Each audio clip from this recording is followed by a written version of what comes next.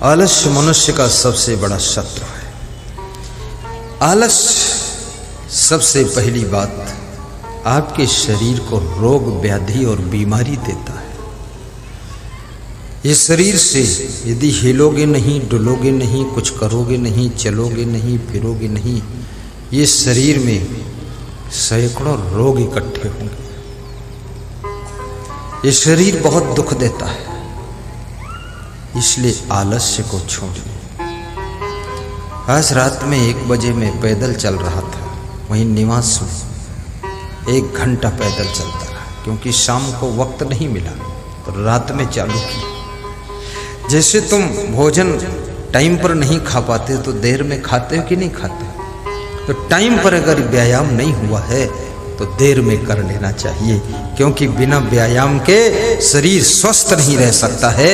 व्यायाम स्वस्थ रहने की चाबी है। किसी को स्वस्थ रहना है, चाहे पुजारी हो, भंडारी हो, कर्मचारी हो, ब्रह्मचारी हो, जो भी हो, धनवान हो, गरीब हो, लेकिन व्यायाम की आवश्यकता है। नर हो या नारी हो, व्यायाम से शरीर स्वस्थ भी होता है और सुंदर भी रहता है। इसलिए व्यायाम सबको करना अनिवार्य है।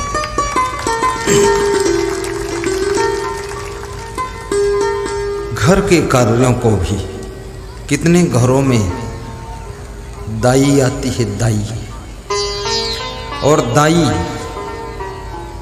पूरे घर को बीमार कर देती है, क्योंकि जितने मोटे काम है वो दाई कर देती है। जब मोटे काम दाई करती है तो पूरे घर को वो मोटा कर देती है। घर वाले सब मोटे होते जाते हैं। दुकानदार का क्रोध दुकान के ग्राहकों को दूर कर देता है। और याद रखना, कभी कभी तुमको अपने मित्रों के ऊपर क्रोध आता है। वह क्रोध मित्रता को शत्रुता में बदलने का काम करता है। पहली बात, मित्रों की ज्यादा संख्या मत रखिए।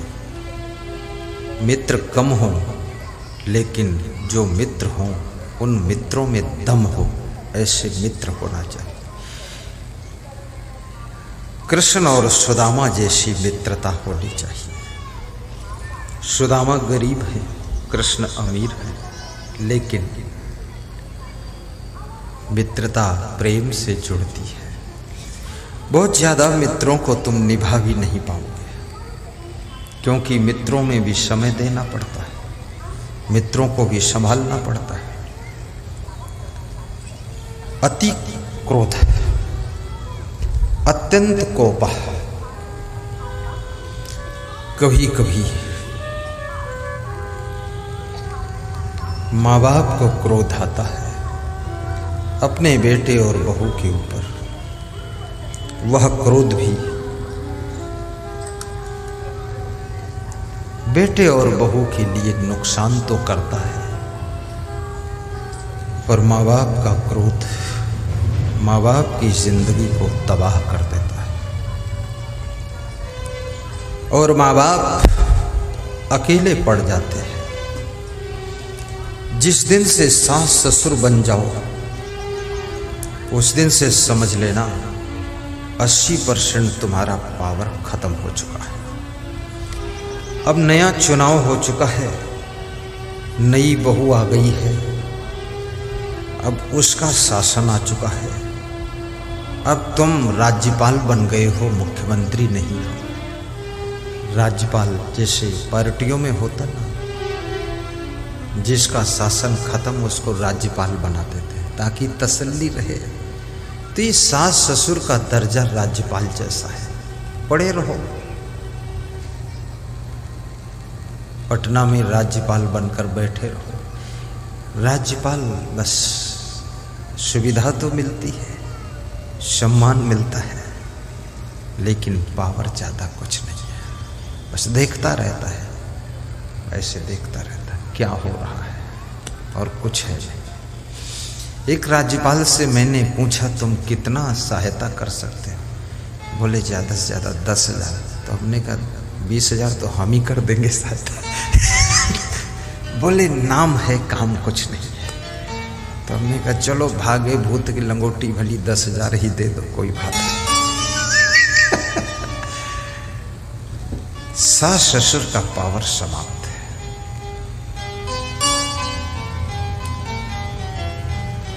और कितना बड़ा अधिकार हो तुम्हारे पास, अधिकार का कभी अहंकार मत करना।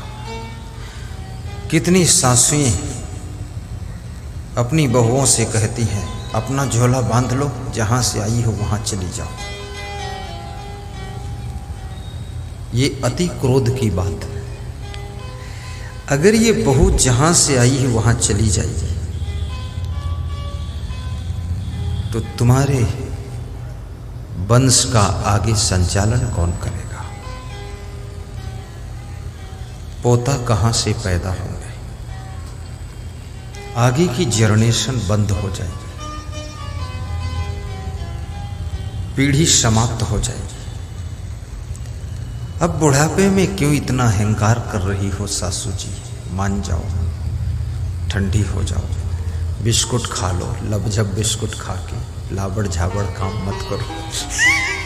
ठहाका नमकीन खा के ठहाका लगाती हो। ऐसी बात अपनी बहू से मत बोलो।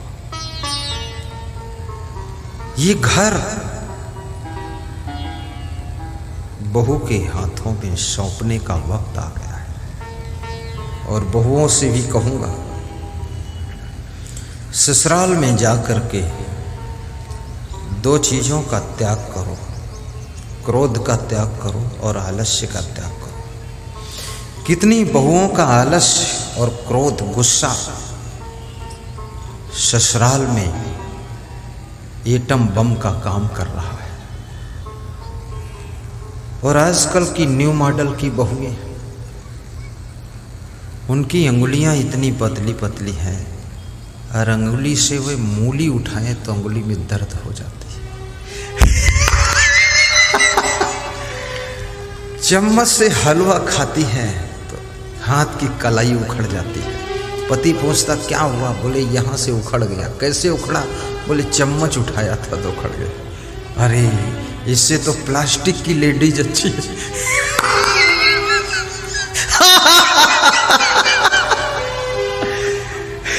इतनी लचपचही, इतनी ढिलढिलही, सिलसिलही। अरे स्ट्रिक्ट होना चाहिए। बहू बनने का अर्थ ये नहीं है कि बीमार हो गई तुम। कोई मनुष्य जब बीमार होता है, बीमारी की पीड़ा उसे अकेले भोगना पड़ता है, कोई इसमें साझा नहीं करता। इसलिए याद रखना, मेहनत करिए ताकि आप बीमार ना हो, कम खाइए ताकि आप बुद्धिमान बने रहें, प्रसन्न रहिए ताकि स्मरण शक्ति तेज रहे, हंसिए ताकि आपको नींद अच्छी आ सके, बीपी आपका हाई ना हो, और रोइए ताकि आपका हार्ट अटैक ना हो। कभी कभी रोया भी करो। गहरी नींद सोइए ताकि बॉडी में कोई बीमारी न रह सके। आपको यदि गहरी नींद आती है और गहरी नींद सोते हैं, बीमारी का नामो निशान नहीं रह सकता है। आज मैं 11 बजे भोजन प्रसाद लिया, 11 से 12 दर्शन दिया और 12 से अंदर रूम में गया। ना जाने कौन सा जादू राम अनेक ठाकुर ने चलाया। सोनी देवी ने मंत्र फूंक दिया, यहीं से फूंक। कमरे में बेहोश हो गया मैं। 1:30 बजे तक बेहोश रहा। ये पता ही नहीं था कि प्रवचन में भी जाना है। बेहोश सो रहे। संतों ने दरवाजा खटखटाया। दरवाजा तो खुला ही था, कुंडी नहीं लगाता हूं दिन में, रात में लगाता हूं। और रात में भी जब नहीं लगाता हूं तो रात में द्वारपाल जागता रहता है, बैठा रहता गेट पर। तो खूब दरवाजा खटखटाया है तो मेरी आंख खुली। तो मैं सोच रहा था सवेरा हुआ है, कहाँ हूं कुछ पता नहीं। ऐसा सो जैसे तुम मर गए हो और ऐसा मरो कि फिर से पैदा हो गए। कला सीखो। इस दुनिया में तुम क्या पाओगे, कुछ मिलने वाला नहीं। भ्रमित मत हो जाता। सुबह से लेकर शाम तक करते क्या हो, करना क्या है? बस नहाना धोना खाना पीना, यही सब है। जूता चप्पल ठीक करो, पैंट शर्ट, यही भोजन रसोई किचन, सब्जी उब्जी तेल कचौड़ी पकौड़ी बनाते खाते रहो। लेटरिन पेशाब करो, स्नान करो, कपड़ा धो, यही लफड़ा है और क्या करना। और इसी के इंतजाम के लिए दिन भर नौकरी मजदूरी सब करते रहो, भागते रहो घोड़े की तरह। तो कम से कम इतना कर रहे हो तो गहरी नींद सोना भी सीखो। आजकल कितनी महिलाओं को भी बहुत स्ट्रेस रहता है, टेंशन बहुत रहती है। कितनी महिलाएं, इसलिए महिलाएं भी अब बहुत बदसूरत होती जा रही, देखने योग्य नहीं रह गई। बहुत सी महिलाओं को देखो तो ऐसा लगता है कि अधमरी बैठी है क्या, कल तक मर भी सकती है। पुरुषों को देखो तो ऐसा लगता है भूत प्रेत बैठे। ये तो मैं बड़ा मजाकिया सत्संग सुनाता हूं इसलिए हंसते हो, यहां से जाने के बाद फिर मरे मराए जा रहे। जिंदगी की मस्ती कब लोगे? अरे ये लफड़ा खत्म होने वाला नहीं। तुम सोचो बेटा पूरा सुधर जाए, बहू सुधर जाए, सासू सुधर जाए, ससुर सुधर, अरे ये सुधरे न सुधरे तुम सुधरो और तुम अपनी जिंदगी को गुलाब के फूल जैसा खिलाओ और अपने जीवन में सुख की सुगंध फैलाओ और अपनी जिंदगी को आनंद का दरिया बनाओ। सुधरना होगा सुधरेंगे, नहीं सुधरना नहीं सुधरेंगे। जब रामायण में लिखा है कि जो जस करे सो तस फल चाखा, तो तुम टेंशन क्यों कर रहे हो? करने दो, चखने दो, तुम मुस्कुराते रहो। हाँ,